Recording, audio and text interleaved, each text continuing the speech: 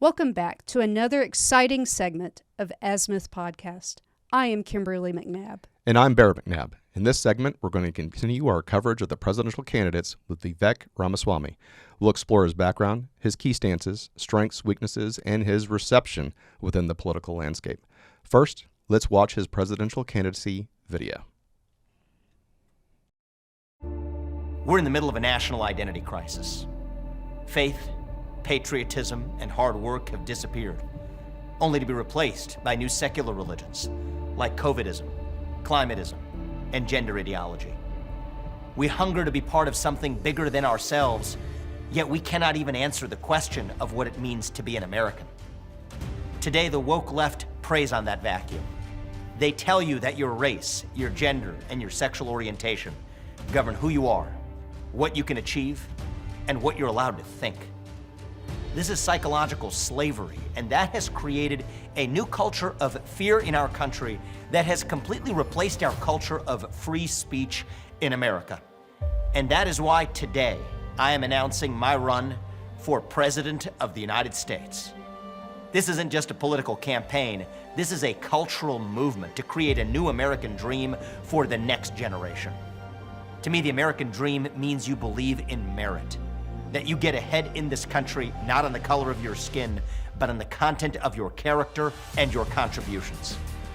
It means you believe the people who we elect to run the government are the ones who actually run the government, not a federal bureaucracy that grows like a national cancer that is now metastasizing to the private sector. It means that the best ideas win instead of getting censored. It means you don't have to choose between speaking your mind freely and putting food on the dinner table. It means you believe these ideals form the backbone of the greatest nation on earth, that the rest of the world still looks up to as its example, not the Soviet Union in the last century, and not communist China in this one either. That is the new American dream. Ask yourself if you believe in these ideals. I think most of you do. I think most of you believe your neighbors do too, though you can't be sure because you don't feel free to talk about it anymore. You might disagree with each other about corporate tax rates or about whether ivermectin treats COVID, but those are details. We still agree on our nation's most fundamental principles. At least most of us do. Yet the goal of the ruling party in this country is to convince us that we are divided. Why?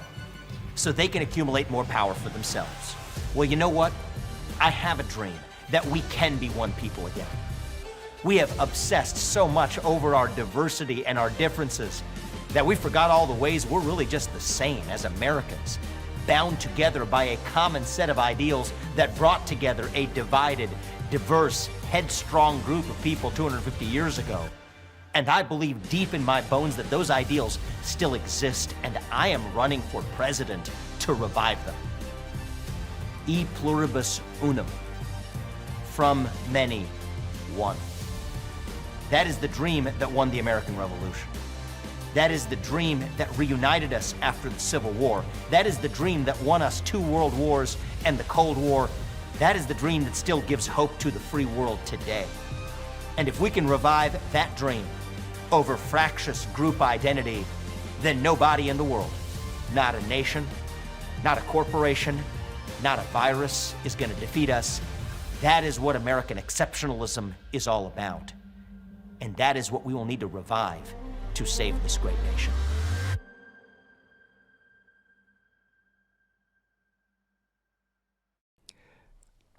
That's my favorite one so far. Oh, it was good. Yeah. That was inspirational. It was full of motivation. It was full of promise. It was, unity. Yes. Instead of divisiveness. That was the best video that we've seen so far, in my opinion, of all of the presidential candidates that we've been reviewing. It was very good. I noticed he didn't say, "My name is Vivek Ramaswamy and I'm running for president." Oh, I missed Didn't that part. say that. But anyway, so let's talk more about him. Yeah. Vivek was born in Cincinnati in 1985, so he's actually younger than I am, to Indian immigrant parents. Ramaswamy has had a remarkable journey from Harvard College to Yale Law School. One of the key factors that propelled Vivek Ramaswamy into the spotlight is his stance as an anti-woke activist.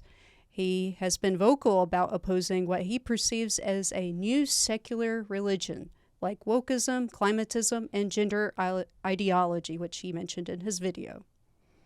Sounds like a lot of isms. Yes. He's anti-ism, just like me. His stance against those ideologies has struck a chord with conservatives who believe that these issues have dominated national discourse. And now let's delve into Ramaswamy's positions on various issues. He is known for his pro-fossil fuel stance, arguing that fossil fuels are essential for human flourishing. He advocates for a binary view of gender and opposes trans kids' participation in sports and gender-affirming surgeries. It is also noteworthy that Ramaswamy has proposed banning social media for individuals under 16. Sounds good to me. And raising the voting age to 25 with exceptions. These views certainly set him apart from other candidates. A significant departure from mainstream Republican foreign policy was his stance on Ukraine. Ramaswamy proposed that in exchange for Putin exiting Russia and China's military partnership, parts of Ukraine under Moscow's control could remain, and a promise that Ukraine would never join NATO. However, his views on Israel sparked sharp criticism during the first GOP debate.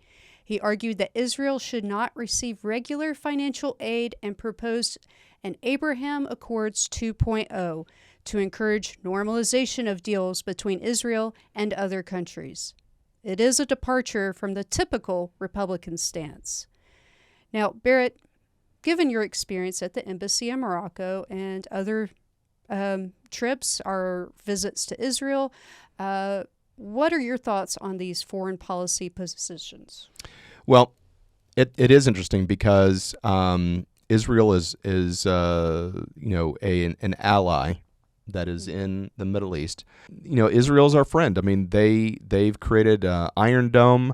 They've created technology that is, I believe it's the trophy system that's mounted on M1 Abrams tanks that identifies, tracks targets, and then destroys incoming anti-tank missiles. So that technology is being added to our equipment. So I mean, we get a return on our investment. Yeah. So and so instead of having his view of we're giving aid, like, I mean, come on, some of these countries we give money to, we really don't get much back, but we do to Israel. So you think that he just needs to change his perspective? Yeah, I mean, he just needs to. He's young, and he's not in the office, so yeah, he's not. You may not know until you get in there. Right. Exactly. Well, on the border front, Ramaswamy has put forward a series of policy proposals, including use of the military, including drones, to secure the southern border, holding the CCP accountable for COVID-19, achieving semiconductor independence, and banning U.S. businesses from expanding in China until the CCP stops cheating. And conducting industrial espionage as well. Well, his stance on using the military to combat Mexican drug cartels and banning U.S. businesses from expanding in China until the Chinese Communist Party stops cheating is particularly noteworthy. Again, because we have all of these instances where we have Chinese citizens, let's go ahead and call them spies, infiltrating into the United States. We have instance after instance after instance of Chinese tourists blowing through military checkpoints and trying to go deeper into military installations, saying, look, we've got reservations and our hotel is over there. They have photo equipment. You've got Chinese nationals that are caught scuba diving in murky, brackish water off of rocket testing areas with photography equipment. I mean, it's not like they're on the Great Barrier Reef and looking at lots of coral and things like that. They're there for a specific purpose. So obviously we have the weather balloon that is truly a surveillance program that was going over the United States last year, and it's nonstop. The hacking for computers, the two Navy sailors that were used money to get them to give Navy secrets. Just absolutely tragic the amount that's going on. So, I mean, he's right. He's right. There needs to be the Chinese Communist Party needs to be top of the list. Absolutely. Another proposal of his that has stirred discussion is his call for the pardon of defendants of politicized prosecutions, including Trump, McKee, and peaceful January 6 protesters.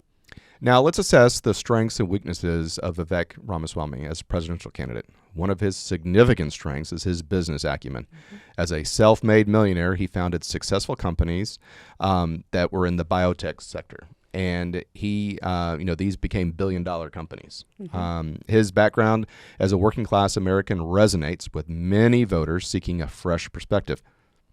On the flip side, his lack of political experience could be perceived as a weakness. Additionally, self-funding a campaign can demonstrate commitment, but candidates who rely solely on personal funds sometimes struggle to gain broad support.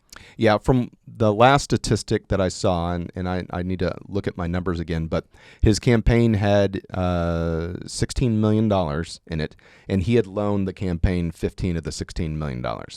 Now, he got a big boost of support post the GOP debate, but we'll see, how that's going to go.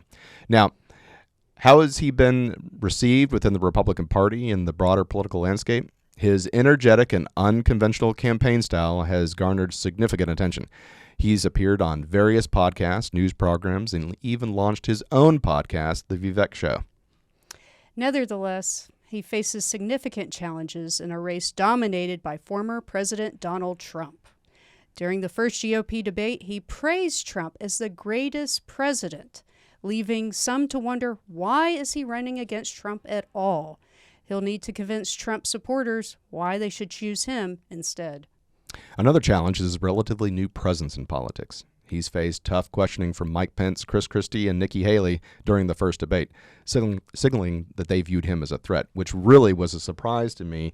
I really thought, and so did Governor DeSantis, thought that everybody was going to be coming after him, and he was more than happy to step out of the way and let Ramaswamy take all the hits. Additionally, recent controversies such as edits to his Wikipedia biography and alleged contradictions in his past comments have raised questions about his transparency. He has also had a few contradictions pointed out by critics. Contradiction number 1. During an interview on August 1st, conducted on X, formerly known as Twitter, Vivek was asked about his support for Bernie Sanders' 2020 legislation, Mask for All. At the time, he responded with a firm no. However, it is worth noting that in 2020, Vivek had tweeted that the idea was sensible.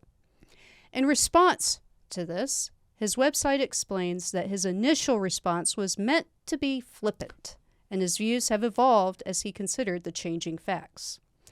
Contradiction number 2. Vivek recently expressed his view that the debate is an opportunity to introduce himself to the country, and he indicated he had no issue with the former president skipping the debate. This marks a vast departure from his earlier position in May, when he stated in a Fox radio interview that it would be fundamentally uncourageous for Trump to refuse to participate in the debate. Contradiction number 3. Vivek is really just a secret Trojan horse for George Soros. Okay. However, this claim is unfounded. When Vivek was 24 years old, he received a standard scholarship to attend graduate school. The scholarship was not funded by George Soros, who backs funds that invest in ESG-related legislation, but was sponsored by a relative of George Soros, Paul Soros. It came with no strings attached, being a generic scholarship. Vivek distinguished himself from other candidates by voluntarily releasing 20 years of tax returns, challenging his competitors to do the same. This act demonstrates an extraordinary commitment to transparency. Now, I did hear a suspicion the other day. What if he is a Trump plant to take votes away from other candidates like DeSantis? But who knows the answer to that one. Contradiction number 4. Some critics have alleged that Vivek is associated with Big Pharma and has profited from a failed Alzheimer's drug. It is true that Vivek was involved with the development of an Alzheimer's drug through one of Roivant's subsidiaries called Exovant. However, like the vast majority of drugs tested for Alzheimer's disease, this drug failed. Unlike most of Roivant's subsidiaries, which achieved remarkable success, and the parent company, Roivant, which is currently a nearly $10 billion public company, Exovant's drug termination resulted in a failure. So the subsidiary with the drug is not the reason why he was able to walk away with a profit, but all the other companies were. Thus, claims that Vivek profited from this failure are untrue. And contradiction number 5. In his public statements, Vivek has often mentioned that he voted for the first time in 2020. However, in July, he did admit to the Washington Examiner that he had in fact voted for the first time in 2004. And as he continues his presidential campaign, his unconventional approach and his policy proposals have certainly captured the attention of many. Whether he can translate this into political success remains to be seen. Well, we will be keeping a close eye on his campaign, providing you with insights into the ever-evolving political landscape. Thank you for joining us on this exploration of Vivek Ramaswamy's presidential candidacy. Stay informed, stay engaged, and stay curious. Until next time, have a great day. Hi, everyone. Thank you for listening. If you enjoy our show with all the stories we share, we would love your support. And it's as easy as clicking that subscribe or follow button. This will ensure you never miss an episode and keeps us bringing you these important stories. Your support makes a huge difference. Thank you so much for being part of our podcast family. Thanks, and keep tuning in.